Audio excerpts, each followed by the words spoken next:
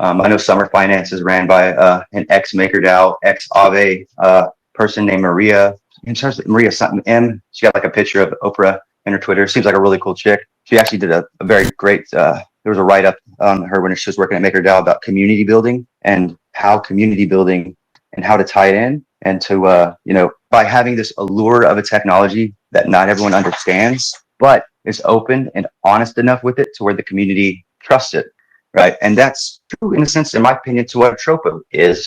But I think also figure out what it does, because I think there's certain clues like Blast has the same type of tokenomics, but with an extra layer to it. But that extra layer to it, which is called the rebasing layer, is exactly why that it can help and keep this thing pegged as well, just because it can rebase. And since it rebases, the other token, DAI, already has a rebase mechanism built into it too. So touching on that, so we know for a fact that whenever this is where it gets kind of complicated. So in the blockchain, when you wrap two things together, you make one LP token, right? And then you can take that same LP token and pair it against Pulse, right? But what you could also do is take, instead of pairing it against Pulse, you could take Pulse, pair it with Pulsex, and then pair those four assets into one asset. Then you got four. And then you can literally do that again. Pair another asset like PDI and something, put those together, and then something else and something else, put those together, and then put 4 on one side, 4 on the other side, and pair those together. Then you have 8. If you do this enough times, the blockchain on Ethereum automatically through a website called Block SEC will label it a suspicious scam, and then it does not track any of its value, whether there's value there or not. Because when you start wrapping a bunch of things together, it just seemingly, it's like, oh, of course, you start it's just like market cap. You kind of applies upon itself in a way. But what we saw Richard do was that he wrapped these things up 8 or 9 times. And on one side of the liquidity pool, he dumped a bunch of stable coins. So of course the value wasn't tracked. So when the time came, the thing is, Richard. So when the time came after Pulsechain launched, he went back, he unwrapped all these areas. And guess what? That one liquidity pool, still labeled suspicious, that doesn't track value, he can now trade in and do anything he wants in, and it can't be seen technically by the blockchain. It's definitely not tracked, right? So it's not necessarily untraceable, but it technically is, because it's just they don't track it, they don't trace it. There's no trades going on. It's a way it's a testing ground, pretty much is what they've been calling it, is what I've kind of uncovered. But it's the perfect place. This 8th layer is where it's all going down. Like, so they unwrapped it, then they wrapped it back up. Pretty much, they unwrapped it so he could throw something in on the other side. Don't die, whatever it might have been, and then he wrapped it all back up, and then now he's over there trading it. And so it's technically what he was doing. He also did this. He could put bots on one side, have them eat away at one side. It starts at 50-50, goes to 40-60, hits a rebase, boom, pays the loan back. So he could technically buy out an entire side of the liquidity pool, and then do a flash loan against it, and then literally have the bots taking eating the price on the other end, dump something else, less stable coins back into it, do a rebase, keep the profits. Hey Ray, can you just explain what a rebase is so people know? Okay. Well, rebasing is pretty much, you can change it's instead of a volatile money, instead of your asset being volatile, you sacrifice either more supply or less supply to make your chart go up and down. So if it's a positive rebase, more tokens go into supply and your chart goes down. You rebase negatively, everyone sacrifices their tokens for the price chart to go up. So it's pretty much like your shares stay the same. So like your supply times whatever divided by, like, there's an algorithm. It's a simple equation, but that your actual share of the total supply never changes. Just the numbers on the screen change to either everyone gets more tokens or less tokens. And there are different mechanisms within the rebase that you can set up to where, like, you can either like neglect some wallets or add some wallets. That's where it gets a little bit more complicated. But theoretically, a rebase token is just that, either adding to the supply. It sacrifices the volatility of the chart itself to let the chart go up forever, or to reward people and then just keeps going down, right? So it's a weird proposition, but it's a way technically that we could rebase DAI. Like, we can get to 10 cents, and if they want to kill the supply, they could literally just rebase it from 10 cents to $1 like that, and then all of a sudden we have 2.2 billion DAI in supply. And then of course we would go from your 20 million to 2 million DAI per se. Don't think that's their plan. I think they minted it, and I think that they brought that many into existence because they have every every reason to, because within the block SEC and that Spark Finance, there's this thing called Block Atlantica. It's an AI technology that is constantly scanning and running the blockchain to see if it is viable to technically mint more DAI. So it'll let them know either if they can launch front ends of Spark on their protocols. Like there was one of the things that assessments that they did was on Gnosis chain. Before they launched on Gnosis chain, they ran a full assessment, and the assessment talks about the balancer hack. During the balancer hack, it talks about how much money they lost, and but it also showed that they had a substantial recovery, and that after that, after the recovery, that showed the trajectory of the chain was super positive. So they went ahead and gave them the okay to go ahead and launch on that chain. So it's an AI technology governed by humans, written in code that can't be tampered with by humans and or overruled by the AI itself, right? So it's a smart you got same thing as smart contracts. It's an agreement between money that can't be tampered with after the code is there, and then we can interact with it within our own means, and that's why we love blockchain, right? So that's pretty much what this is a way to kind of put a speed limiter per se on the AI, because you don't want it running rampant and just telling you to do certain things or whatever. You still want that human involvement, that human touch. So this is and this technology has pretty much told them that they can mint X amount of DAI, and and I would think that the human consensus model within blockchain would say, yeah, we deserve more liquidity. Why don't we have liquidity? Well, because the dollar sucks, right? It's like then they're holding us back on purpose. We're gatekept on purpose. This allows us to do two things. It allows blockchain to now front run the dollar and keep it from hurting our chain even more. Because the reason we're in predicaments that we've been in over the past couple of years is just because of that. So like once we're able to work our way through that, problems. And it's insane, because if we can front run fiat and we're able to unlock the value that was once locked, say burnt tokens, right? It would things like that. This is what they're pretty much getting the okay to do, to go in there and mint more DAI, which is still voted on by consensus. And they minted 200 million the day before yesterday, 300 million yesterday, and I'm not sure where we're at today. But there you can go to maker.burn.com, and all this stuff's happening on chain. So the DAI is minting, and they're also they've also been allocated more USDT, more USDC, and USDE, which is another one that they've been allocated for. They've reached the debt ceiling of the 2.5 billion. They'll vote on that again to raise it. Morpho, which is a company that allows you to make extra DAI with your staked wrapped ETH. They've reached 1 billion already. So they were capped at that whenever I last looked, but I'm sure that they will also be voted on to allow them to do it. And this all started pretty much with SDAI and Spark Labs launching a week, maybe days before Pulsechain. We do know Hexanaut, seems to be a guy that likes Hex. We know that MakerDAO took a snapshot with loads of Hex in their vault at the time, one of their vaults, really put about $8 billion in the vault, took a snapshot of it, because we know for a fact that they're forking, because of what they want to for. After they're seeing what we did and what's going to happen here, it just makes sense to start forking whole system states before a certain date, because they will then have the ability to run that same protocol. And then if everything is safe and everything's good, and then we actually deserve to have more liquidity, the Block Atlantica would be like, yep, and we do. Honestly, think about it. Who here thinks that we should only be valued, the entire crypto market should only be valued at the price of one company within the stock market, right? It's we're so tiny. 22 billion is nothing in comparison to you're talking 30-something trillion dollars in just debt, probably more than that alone. 22 billion is a drop in the hat. So, and then being able to put it behind IPFS or IFPS, whatever it is, make it unstoppable, and already have infrastructure in place to technically onboard the world, real world businesses, real world utility. People that don't even know that they're getting in blockchain that have been building, and to land on blockchain, it's seemingly, you would think, impossible, but it makes sense to why this took so long. And just the ability and the insight and the level of forward thinking to have to wrap to the 8th layer, right? If you wrap to the 8th layer on Pulse, it disappears. What does that create for Pulse? It creates a private chain for Pulse.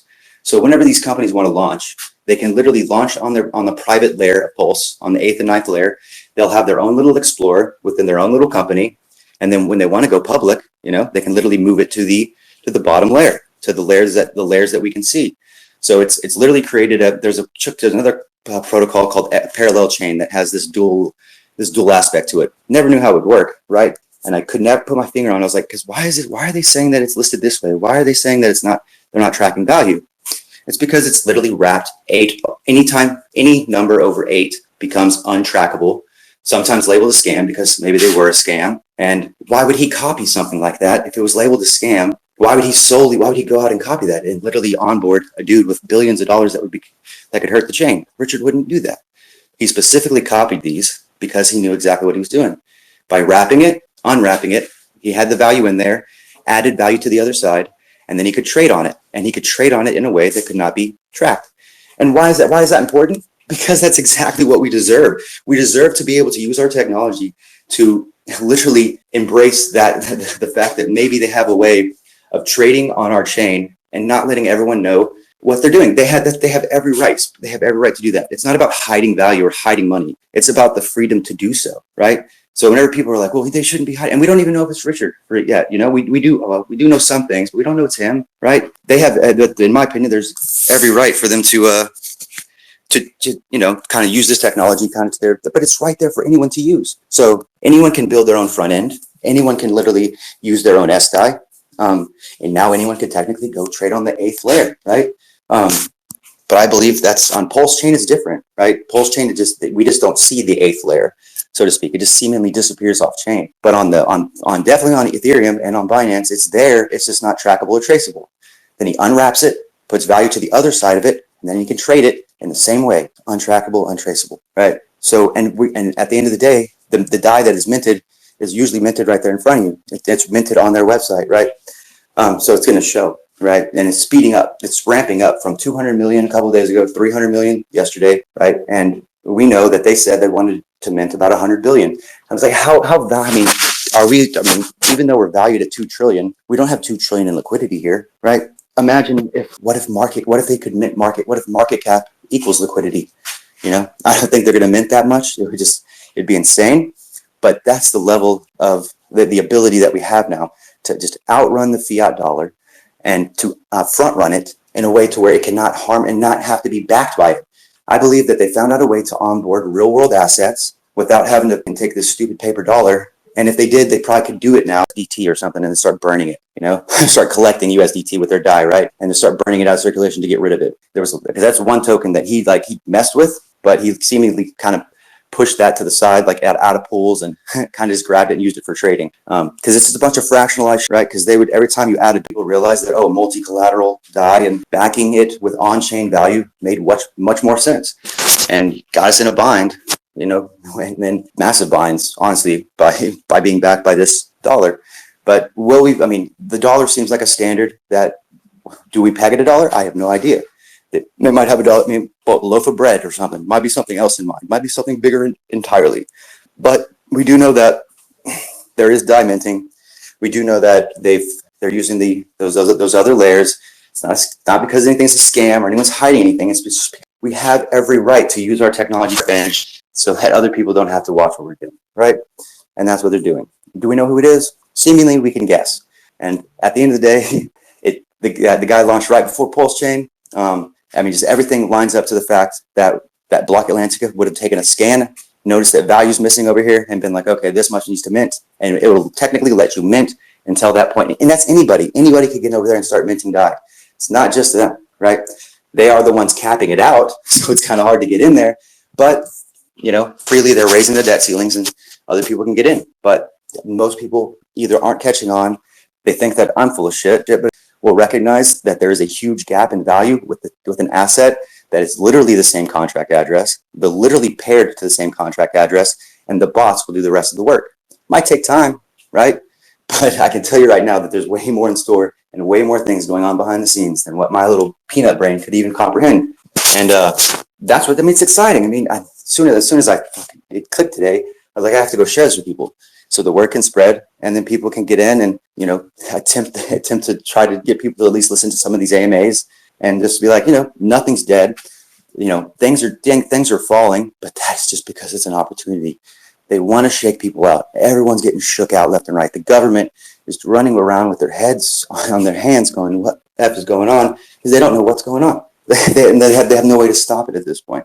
It's inevitable, right? So it's like anyone that's mad or upset at the aspect of this possibly being true is not an advocate of crypto. Like if they're going, oh, well, if he's not involved, it's like that just means nothing. It means nothing. What matters is that we're able to mint liquidity that we deserve, right? To be able to move money around. I mean, we're stuck in a rock between a hard place when we're backed by the dollar, and we only onboard by the dollar. Now, if we have a way to literally onboard real world assets and liquefy them, like instead of having it and that's the thing with this new token that they've been using, where you can take in, it's for stocks and for bonds. So if someone gives you one stock worth $200, it's not that you just give them one token, or like they give you 20 of this and you have to give them 20 of that. It's like, no, you can take one of something and give them 300,000 of something, or it can be provided as 300,000 and another type of token. So like being able to understand that and that capabilities, my friends, is huge. Like it's just like the companies alone being able to do so and like being able to onboard them and stuff is going to be pretty awesome. Can you explain how that capabilities of like, let's just say a random stock or something coming onto the blockchain, how does that actually happen? Like, can you explain that to the audience? Oof, I don't know if I'd be, I mean, maybe you might be better at explaining it, but I mean, from what I could tell, like a stock coming on to say ERC 404, right? So you could use an ERC 404 that this kind of has that mint and burn capabilities to where that could be issued to holders. And because it has a rebasing function as well in it, so it pretty much can be issued out to holders over and over again. You can cap the supply as well. I mean, that's one way to kind of just mimic, but it's going to be the same kind of thing that he did here, right? Just mimicking the being able to copy things again. Like, so if it was like a whole section of a stock market, right? He'd probably do about the same thing. They would have to go over there, copy the value, bring it onto the blockchain, and just kind of rinse and repeat what we've seen with Pulse, if they're doing more than one, right? If it's just one, the process would be seemingly using AI to run a scan on the company, then the block Atlantica, right? I believe that Pulse has its own.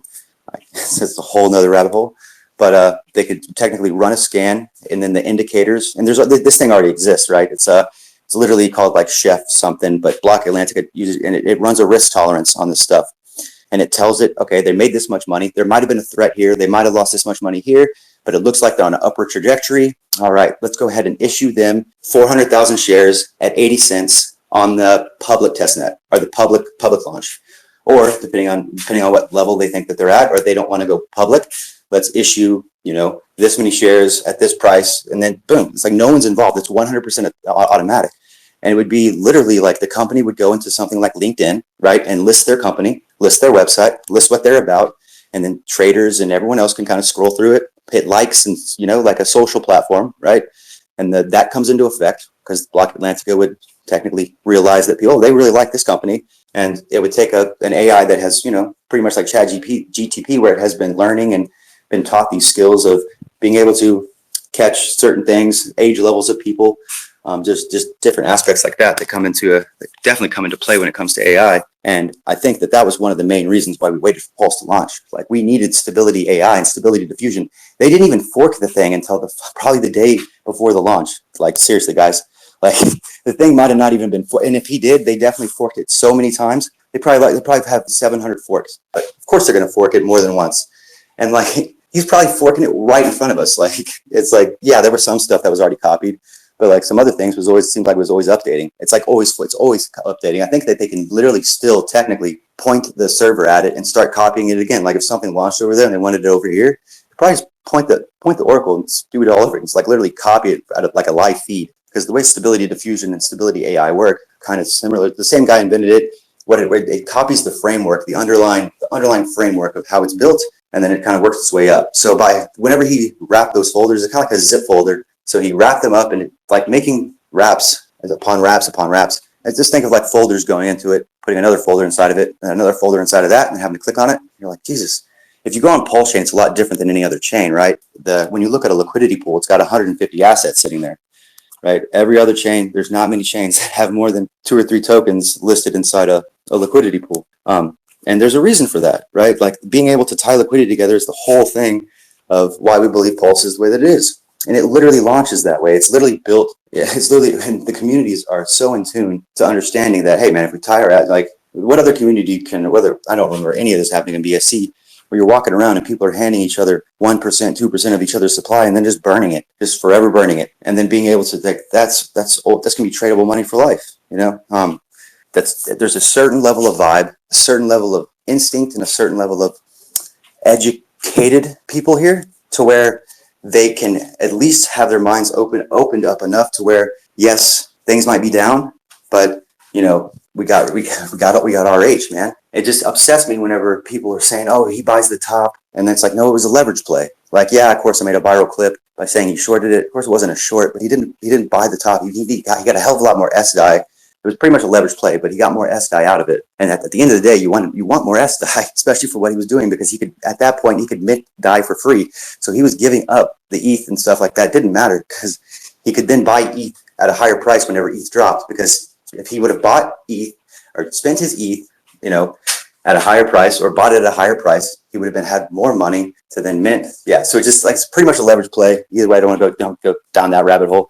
But yeah, so it got to the point where I was like, okay, everyone seems kind of down. What can I do to, you know, share them my theory? Because everyone else was kind of looking down other rabbit holes and going down other things, which was great. Like Nine Iron had his own theory, but I wanted to make sure that whenever I brought it to the table, that my theory was not sound, but made sense to me. And if something makes sense to me and I'm sharing it with my community, I just felt like it was time for me to kind of come out of my shell, so to speak, right? I spent all my time on the BSC. I launched tokens over there because my entire goal was to onboard the BSC, because there was no point in onboarding hexagons and pulsecons into launches if they're already going to the chain, right? I was just like, and to me, so I stayed over there, stayed quiet, and just built my own little community. And then when it was time, you know, that's whenever I started looking into this. I found Sunny and A1A and all that. Then everything kind of started to slow down a little bit. And that's whenever I just started like really picking up my pace and really digging into this. And like really digging into the theory itself. And then it's only grown. And now it's gotten to the point where it's just like, it's pretty massive. And regardless if anyone's a part of it or not, the DAI is going to mint, right? It's going to stop whenever the block Atlantica decides. We know that they want to mint 100 billion. It seemingly thinks that I would assume if Rune said that the block Atlantica probably gave them the okay to mint that, you know? And if we're going to mint it and someone has the ability to mint that much, why wouldn't it be us? Again, we don't want to be front run by other people or front run by USDT. Definitely don't want them finding out. They can just mint it out of thin air. And that's scary. At least we're over there mining it and doing it through voting and through consensus. Like we're actually, you don't want to dump that much value onto the chain that quickly. Like if you're going to onboard gold onto a chain, you're not going to dump all the value in one day onto it. No, you're going to figure out a way how to siphon it in. But technically you still be on chain, but in a safe space. Like, so you're still in the blockchain, but you're like in this layer that can be read, you know, but it's not tracked, right? So that's in my opinion, that's the perfect place for that to go. As well as like just being able to technically, like I said, have a technically a private blockchain sitting above or on technically above a public blockchain, and literally just being able to flop between the two. Imagine being able to hold your driver's license and your medical records and stuff like that on the 8th layer, 9th layer, 10th layer, but only until you transact off that layer, right? Does that transaction become a public transaction? Otherwise, y'all guys are just trading in between each other up at the top. Things are still tracked and traced, but it's just not visible to the public blockchain, right? So I don't know if anyone's ever used Monero or anything, but I would think be very similar to that, except we have an entire public blockchain and a public layer that's literally tied to every asset, every copy of the exact same contract address that's been utilized for years.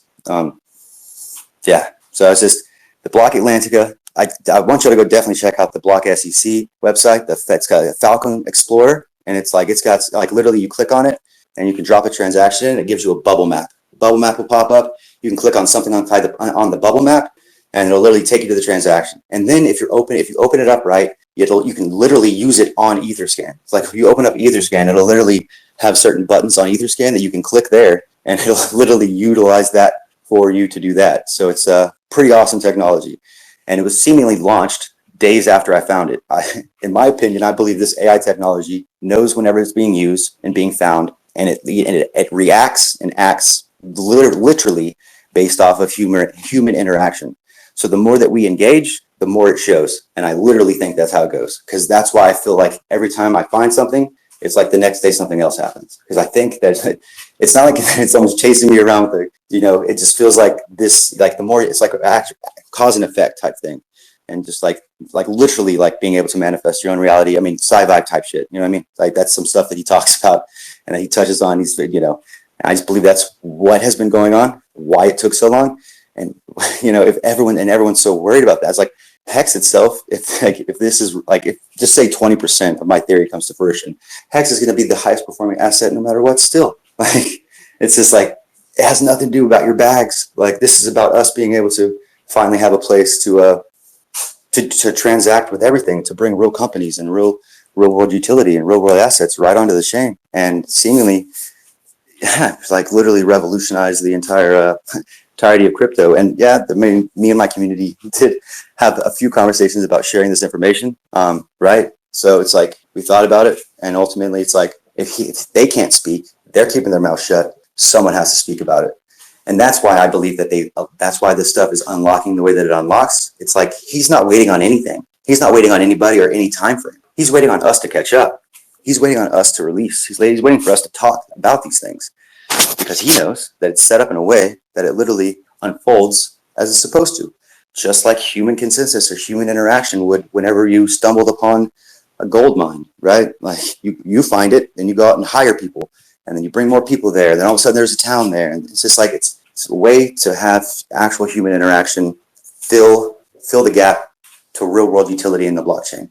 Just why Atropa got built, right? The way that money moves through Atropa is literally what would happen in a real world society as if money was traveling through it. Some do good with their money, some do bad with their money. And, that's just, and you can't teach a bot to be shitty, but you can teach a bot to trade a certain action. And then every now and then it'll send it to a certain place where the money doesn't necessarily get lost, but it just kind of sits down there and spins around in circles. But by doing that, it's creating these layers. And the more projects that kind of just have locked liquidity and are given up on, the higher these layers become, and the easier it is for us to technically over time, once it's built up a lot, we'll be able to do the same thing again. We'll be able to run our AI, be like, oh shit, look at all that look at all that locked money.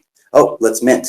Boom. All that value that was once locked and burnt is reminted and redistributed. All the ruggers, all the assholes, all that stuff could be literally reminted and given back to the people that deserve it the most, the ones that are still around, still here, still building. And that it's pretty awesome. And again, it's like in my opinion, it's like, well, why is it the whole hiding thing? I just don't get. It's like the whole point of blockchain is to have an anonymous feel to it, and this autonomous, ability, right? Like if you had some type of technology, like you wouldn't want everyone sitting there seeing what you're doing. Like I think Richard touches on it all the time about like, if you're trying to pay customers or pay a client, you don't want everyone knowing what you're paying everybody. Like you got to have that. And I believe that he's got a solution for that. And I think that everyone and their mom is going to come flooding the pulse chain, and for these reasons alone, much less everything else that I think could be technically happening and already in the works. Like having our own block Atlantica, having our own trading software like Polyphoenix, to where we can literally just sit back. Our money moves around for us. Everything's done autonomously. We could go around and tell it what kind of set parameters and things like that, or you don't have to, right? But I think it's all about the movement of money, keeping money flowing, keeping money moving, because we've gotten to a state in our economy that the rich hoard it, the poor spend it, and we run out of it, and then there's not enough of it. So we don't want to see that happen here. We don't want to just mint stuff out of thin air, but at least whenever we're doing things, if it's done by it's the right people doing the right things for the right reasons, which hardly ever happens. And when you're doing things for the right reasons and there happens to be casualties, in this circumstance, casualties get rich. That's all I can say. That's all I can really wrap my head around it, is that if they're doing what they're doing, right, it's like there's going to be people that, front run that and then, could get very wealthy. And then people are thinking, oh, what if they dump it? They're going to come over and just dump it. Okay, cool. They're going to dump it and take it where? To Bitcoin? What if we have an Oracle facing that, right? What if this, like this, like taking the money, as long as they keep the money in the blockchain, we'll be okay. So, it's like, are they really going to, dump $400 million and go take it to fiat? First off, where are they going to take it? Who's going to accept it? Why would they do that? So pretty wild to me whenever that's their argument is that they're going to dump it and run away. It's like, where to? You know, like where are you going to run to? You're really going to go take that money to fiat? Because I just don't think that would be the best idea. Yep. You know, anyone can use SDI. And then, yeah, I just think that we have some super stuff and super exciting stuff coming on. And I have every reason to believe that we're right in the mix and right where we need to be on Pulsechain. Sometimes maybe it doesn't feel like it. I get that. But at the end of the day, that's usually how things unfold. There's always the calm and the last 3 years were just absolutely treacherous. And it was kind of like we were, you know, sometimes blaming ourselves. You know, at the end of the day, it's our own fault. But I promise you that the return for waiting could be tremendous. Not only for you, but I'm sure maybe for some of our families too, right? Being able to either reach out to them or being able to help them out too, because that's what this ultimately is about. Same thing with DMM, MDAI, and MEDAI on Ethereum, like these tokens that were just randomly sitting there with this random website. And he walks over there and, you know, he takes them and he changes them, like takes their contracts, forks them, takes the value. It's like $7 million and just kind of swings it onto Pulsechain. And then all of a sudden he knows how to use these assets. And then the new token itself is a combination of both those tokens. So literally that technology came directly from MakerDAO itself. They just happened to change the names and kind of slide it underneath something else. Ultimately, I believe that he controls Maker, like the entirety of Maker.